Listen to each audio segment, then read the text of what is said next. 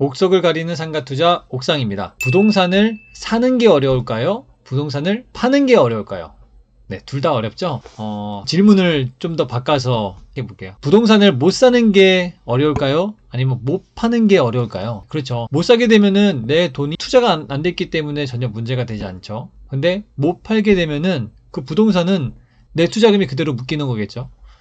제가 최근에 이런 분을 만났어요. 임대료를 받아도 이자를 내고 세금을 내면은 남는 게 아무것도 없다라는 거예요. 그런데 그분이 또 이런 말을 하셨어요.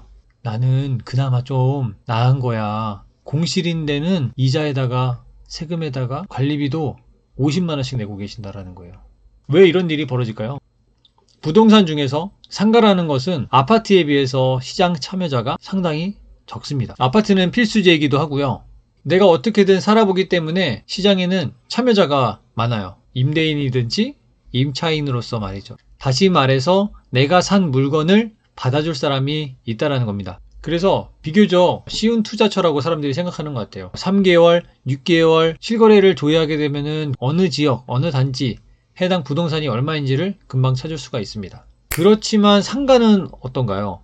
이 도로에 있는지, 그 이면 도로에 있는지, 코너에 있는지 또는 가운데 있는지, 같은 지역에 있어도, 같은 상권에 있어도 각 부동산에 따라서 개별성이 너무나도 다양하기 때문에 얼마가 적정한지, 그리고 얼마의 임대료를 받는 것이 맞는지, 그 임차인의 업종이라든지 임차 기간이 얼마나 지속되었는지에 따라서 부동산의 가치가 달라지는 거죠. 상가는 이러한 개별적인 특성이 많기 때문에 저평가되어 있는 것을 찾고 출구 전략을 세우는 게 매우 중요하죠. 오늘 이 영상에서는 여러분들이 궁금한 것들 해소시켜드리고자 만들었습니다. 이 영상을 끝까지 보시면요, 제가 말씀드릴 3가지가 있는데 반드시 명심하시면은 상가 투자에서 실패하지 않으실 겁니다. 첫 번째는 싸게 산다입니다. 싸게 산다라는 말이 단순하게 가격을 후려쳐라, 내고 해라, 깎아 사라, 그 뜻이 아닙니다. 수익형 부동산의 가치는 임대료에다가 12개월을 곱하고 월 임대료죠. 그리고 수익률을 나눈 다음에 보증금을 합하는 값으로 역산을 하게 되어 있습니다. 그렇다면은 월세 300만원과 월세 250만원을 예로 한번 가정해서 보자고요. 같은 월세라고 하더라도 어떤 애는 300만원이고 어떤 애는 250만원인 거예요. 300만원과 250만원, 월세가 50만원 차이인데 한번 자산의 가치로 비교해 보시겠습니다. 300만원은 12개월 곱하고 수익률 6%를 가정했을 때 해당 상가의 가치는 6억이라고 볼 수가 있어요. 250만원일 경우에는 월세 차이는 50만원이지만 자산의 가치는 5억입니다. 1억이라는 차이가 발생하게 되는 거죠. 50만원처럼 느껴졌지만 상가의 가치는 1억 정도가 차이가 난다. 그러면 수익률 6%를 가정을 해서 한 사례로 말씀을 드릴게요. 어떤 식으로 시장에서 왜곡이 되고 있는지 월세를 세팅해서 파는 경우가 있는데 그걸 여러분들께 한번 말씀을 드리도록 하겠습니다.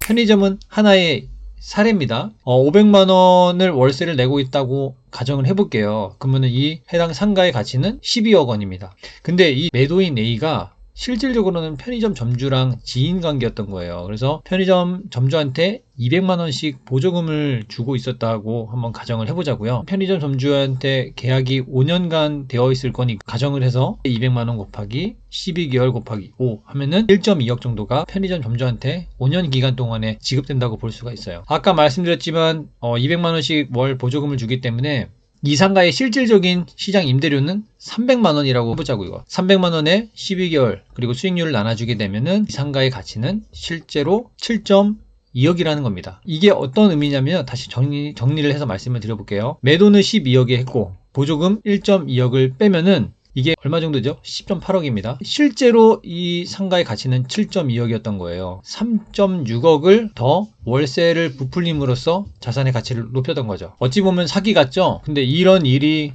벌어지지 말라는 법이 있을까요? 이 시장 임대료를 정확하게 알지 못하면은 이런 피해는 누구든지 당할 수 있다는 겁니다. 그래서 이 시장 임대료를 제대로 보고 금액이 적정하게 싸게 공급되고 있는지를 알아야 되는 거죠. 두 번째입니다. 앞으로 사람이 늘어날 곳인가 이 부분을 잘 살펴봐야 돼요. 얼마 전에 지방 소멸 위험 지역 현황이라고 나왔습니다. 이거는 하나의 예인데 모든 지역이 그렇지 않겠지만 각 지역마다 인구가 소멸되는 지역이 있고 거시적으로 봤을 때 그렇고요. 미시적으로 자세히 봤을 때 상권의 변화가 생기기도 합니다.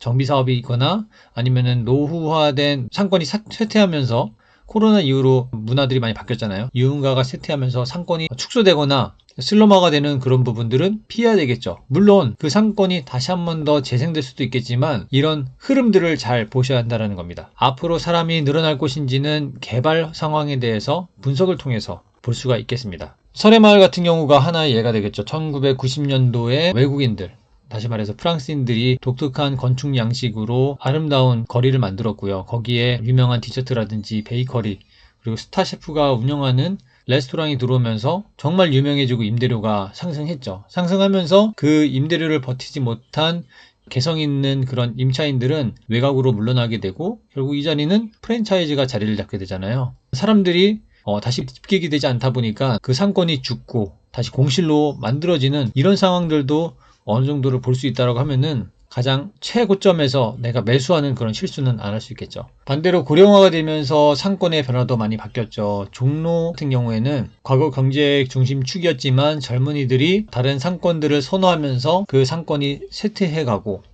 노후화되기도 하였습니다. 인구가 어떻게 변하는지 그것을 예측하고 얼마나 수요가 발생할지를 보는 눈이 필요하겠습니다. 세 번째로는 내 돈은 최대한 적게 들어가는 거예요. 상가 투자는 규제에서 좀 더 자유롭습니다. 오른쪽에 보시면은 규제 지역, 지정 효과, 과열 요인 차단, 이 모든 것들이 주택시장을 안정화하기 위한 것들이었거든요. 상가 같은 경우에는 소상공인들을 보호하기 위해서 규제를 필 수는 없습니다. 다시 말해서 사업자 대출을 통해서 내 돈을 최소화해서 투입을 할 수 있다는 그런 장점이 있어요. 이것을 어떻게 보면은 레버리지라고 볼 수 있겠죠. 내 돈이 많이 들어간다는 것은 그만큼 출구 전략을 세우기 어렵다라는 말과도 같습니다. 부동산 투자는 특히 내가 매수할 때 매도 계획까지 세울 수 있어야 하기 때문에 내 돈은 가장 최대한 적게 들어감으로써 내 부동산을 살 수 많은 매수자가 나올 수 있게끔 출구 전략을 세우는 것이 중요한 부분이 되겠습니다. 제가 투자를 시작하게 된 건요, 제 아이가 태어나면서였어요. 전세로 살고 있었습니다. 집주인은 처음에는 오랫동안 살라고 했어요. 근데 첫 번째 임대차 기간이 만료가 되니까 자기 아들이 살아야 되기 때문에 나가달라고 하더라고요. 그때 서러움에 부동산 공부를 시작하게 됐고 부동산을 매수하게 됐고 지금은 상가주택을 신축해서 임대료를 받으면서 거주하고 있습니다. 그런 과정에서 소형 아파트 갭 투자도 했는데요. 최근 5년간 임대사업자에 대한 규제가 심해지면서 역전세가 발생하기도 했고 임대사업자로서 범죄자가 되지 않기 위해서 빚을 내서 반환을 하고 그런 고생들을 많이 하셨잖아요.